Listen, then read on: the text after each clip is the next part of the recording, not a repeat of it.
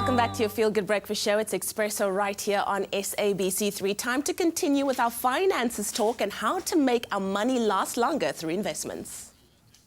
And so we're back one last time with our certified financial planner, Grant Van Zyl. And this morning we're talking about the different kinds of investment strategies, active versus passive. We've spoken about the advantages and disadvantages of both. And now I'd like to ask, which would you say is appropriate to you? Perhaps we could take someone like you and say, this is the kind of strategy that is applicable to me. This is somebody who would be applicable to that kind of strategy. Give us some examples. Yeah, so I would say that it's not neither nor.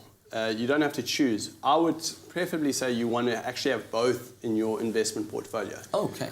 So that's also an option. I mean, that we don't have to rule that out. However, a passive investment, even though it's more more cost effective, it could be a little bit more of an aggressive strategy because you have very little control over it and it's tracking an index. So doesn't have multiple assets classes. So it doesn't have cash or property or all that stuff. So you are limiting yourself. There's very little diversification.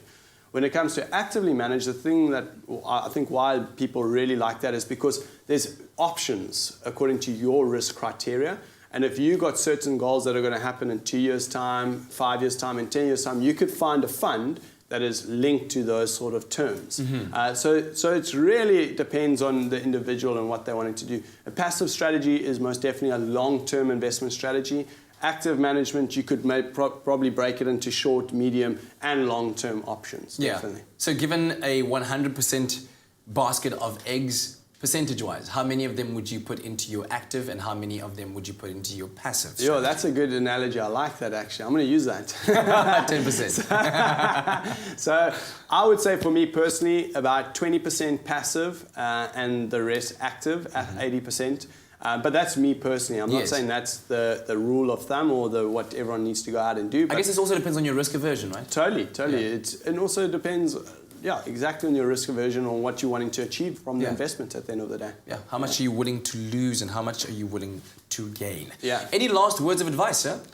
So I think when it comes to the world of investments, it's big and it can be scary, but don't be intimidated by it. These sort of things are easy to read up on, easy to research, and the more knowledge you have, the more confidence you're going to be able to get to actually make decisions. And it's really not the end of the world. If someone like me can do it, anyone can do it. Fantastic. And that's why we always appreciate having you here for your words of wisdom, actively moving us along our financial goals while pacifying our financial stresses. Grant Van Zyl, thanks, man. Awesome. Thanks, bud.